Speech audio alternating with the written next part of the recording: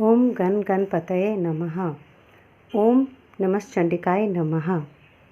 दुर्गा सप्तशती 9वां अध्याय। राजा ने कहा, हे ऋषिराज, आपने रक्त बीज के वध से संबंध रखने वाला वृतांत मुझे सुनाया। अब मैं रक्त बीज के मरने के पश्चात क्रोध में भरे हुए शुंभ व निशुंभ ने जो कर्म किया वह सुनना चाहता हूँ।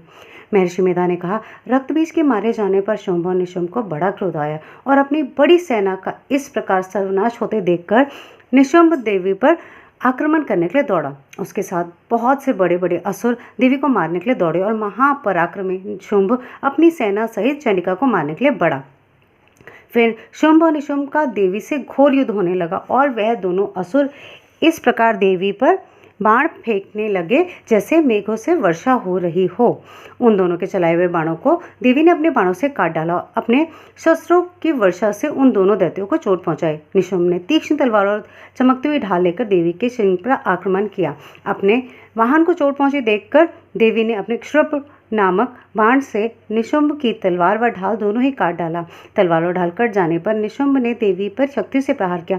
देवी ने अपने चक्र से उसके 2 टुकड़े कर दिए। यह देखकर दैत्य मारे क्रोध के जल भुन गया और उसने देवी को मारने के लिए उसकी ओर शूल फेंका, किंतु देवी ने अपने मुक्के से उसको चूर चूर कर डाला। फिर उसने देवी पर गदा से प्रहार किया। देवी ने त्रिशूल से गदा को भस्म कर डाला। इसके पश्चात वह फरसा हाथ में लेकर देवी की ओर लपका। देवी ने अपने तीखे बाणों से उसे धरती पर सुला दिया। अपने पराक्रमी भाई निशुंभ को इस प्रकार से देखकर शुंभ क्रोध में भरकर देवी को मारने के लिए दौड़ा। वह रथ में बैठा उत्तम आयुध सुशोभित अपनी 8 बड़ी बड़ी भुजाओं से सारे आकाश को ढके हुए था।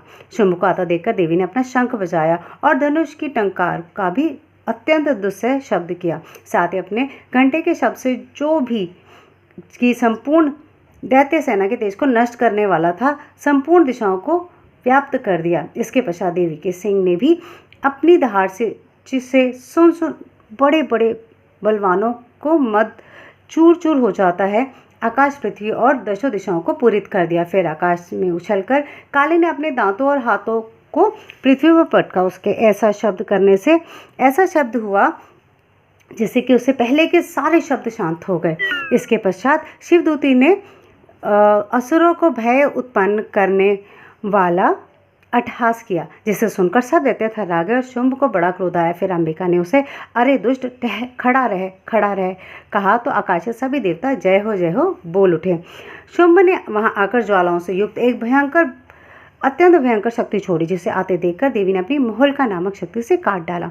हे राजन, फिर शुंभ के सिंहनाद से तीनों लोग व्याप्त हो गए और उसकी प्रतिध्वनि से ऐसा घोर शब्द हुआ जिससे पहले के सब शब्दों को जीत लिया। शुंभ के छोड़े बाणों को देवी ने और देवी के छोड़े बाणों को शुंभ ने अपने बाणों से काट सैकड़ों और हजारों टुकड़ों में परिवर्तित कर दिया। इसके पश्चात चंडिका ने क्रोध में भरकर शुंभ को त्रिशूल से मारा तो वह मूर्छित होकर पृथ्वी पर गिर पड़ा। पर जब उसकी मूर्छा दूर हुई तो वह धनुष हाथ में लेकर और अपने बाणों से उसने देवी, काली और सिंह को घायल कर दिया। फिर उस राक्षस ने 10,000 भुजाओं धारण करके चक्रादि आयुधों से देवी को आच्छादित कर दिया। तब भगवती दुर्गा ने कुपित होकर अपने बाणों से उन चक्रों तथा बाणों को काट डाला। यह देखकर निशुंभ हाथ में गदा लेकर चंडिका को मारने के लिए दौड़ा। उसके आते ही देवी ने तीक्ष्ण धार वाले खड्ग से उसकी गदा को काट डाला। उसने फिर त्रिशूल हाथ में लेकर देवताओं को दुखी करने वाले निशुंभ को त्रिशूल हाथ में लिए हुए आता देखकर चंडिका ने अपने शूल से उसकी छाती पर प्रहार किया और उसकी छाती को चीर डाला। शूल विदीर्ण हो जाने पर उसकी छाती में से एक उस जैसा ही महापराक्रमी दैत्य ठहर जा कहता हुआ निकला। उसको देखकर देवी ने बड़े जोर से ठहाका लगाया। अभी भी निकलने भी ना पाया था कि उसका सिर अपनी तलवार से काट डाला। सिर के कटने के साथ ही वह पृथ्वी पर गिर पड़ा। तदंतर सिंह दहाड़ कर असुरों का भक्षण करने लगा और काली शिवदूती भी राक्षसों का रक्त पीने लगी। कुमारी को शक्ति से कितने ही महादेवते नष्ट हो गए। ब्रह्मांड के कमंडल से जल से कितने ही असुर समाप्त हो गए। कई दैत्य महेश्वरी के त्रिशूल से विदीर्ण होकर पृथ्वी पर गिर पड़े और कई वाराही के प्रहारों से छिन्न भिन्न होकर धराशायी होकर गिर गए। वैष्णवी ने भी अपने चक्र से बड़े बड़े पराक्रमियों का कुचुम्बर निकाल दिया। उन्हें हमलोक भेज दिया और ऐन्द्री से कितने ही महाबली राक्षसों के टुकड़े टुकड़े, कई दैत्य मारे गए, कई भाग गए, कितने काली शिवदूती और सिंह के द्वारा भक्षण कर लिए गए। इति दुर्गा सप्तशती 9वां अध्याय संपूर्णम। 10वां अध्याय। महर्षि मेधा ने कहा, हे राजन, अपने प्यारे भाई को मरा हुआ और सेना को नष्ट हुआ देख क्रोध में भरकर दैत्यराज शुंभ कहने लगा, दुष्ट दुर्गे, तू अहंकार से गर्व मत कर, क्योंकि तू दूसरों के बल पर लड़ रही है। देवी ने कहा, हे दूत, देख, मैं तो अकेली ही हूँ, इस संसार में मेरे सिवा दूसरा कौन है? ये सब मेरी ही शक्तियाँ हैं। देख, ये सब मुझ में प्रविष्ट हो रही हैं। इसके पश्चात ब्रह्माणी आदि सब देवियां उस देवी के शरीर में लीन हो गई और देवी अकेली रह गई। तब देवी ने कहा, मैं अपनी ऐश्वर्य शक्ति से अनेक रूपों में यहाँ उपस्थित हुई थी, उन सब रूपों को मैंने समेट लिया है, अब अकेली ही यहाँ खड़ी हूँ, तुम भी यहीं ठहरो। महर्षि ने कहा। तब देवताओं को और राक्षसों के देखते ही देखते देवी और शुंभ में भयंकर युद्ध होने लगा। अंबिका देवी ने सैकड़ों अस्त्र शस्त्र छोड़े, उधर दैत्यराज ने भी भयंकर अस्त्रों का प्रहार आरंभ कर दिया। देवी के छोड़े हुए सैकड़ों अस्त्रों को दैत्य ने अपने अस्त्रों द्वारा काट डाला। उसी प्रकार शुंभ ने जो अस्त्र दैत्यों जो छोड़े, उनको देवी ने अपनी भयंकर हुंकार के द्वारा ही काट डाला। दैत्य ने जब सैकड़ों बाण छोड़कर देवी को ढक दिया तो क्रोध में भरकर देवी ने अपने बाणों से उसके धनुष को नष्ट कर दिया।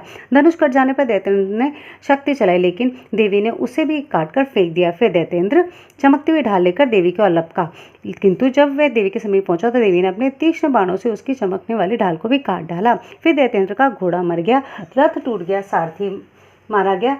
तब वह भयंकर मुदगर लेकर देवी पर आक्रमण करने के लिए चला, किंतु देवी ने अपने तीक्ष्ण बाणों से उसके मुदगर को भी काट डाला। इस प्रकार दैत्य ने क्रोध में भरकर देवी की छाती में बड़े जोर से मुक्का मारा। दैत्य ने जब देवी को मुक्का मारा तो देवी ने भी उसकी छाती पर जोर से थप्पड़ मारा। थप्पड़ खाकर पहले तो दैत्य पृथ्वी पर गिर गया, किंतु तुरंत ही वह उठ खड़ा हुआ। फिर वह देवी को पकड़कर आकाश की ओर उछला और वहां जाकर दोनों में युद्ध होने लगा। वह युद्ध ऋषियों व देवताओं को आश्चर्य में डालने वाला था। देवी आकाश में दैत्य के साथ बहुत देर तक युद्ध करती रही। फिर देवी ने उसे आकाश में घुमाकर पृथ्वी पर गिरा दिया। दुष्टात्मा दैत्य पुनः उठकर देवी को मारने के लिए दौड़ा। तब उसको अपनी ओर आता देखकर देवी ने उसकी छाती विदीर्ण कर दी और उसे पृथ्वी पर पटक दिया।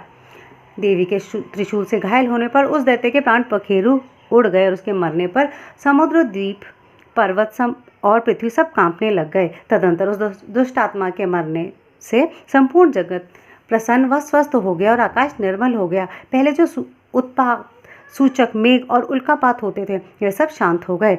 उसके मारे जाने पर नदियां अपने ठीक मार्ग से बहने लगी। संपूर्ण देवताओं का हृदय हर्ष से भर गया और गंधर्वनियां सुंदर गान गाने लगी।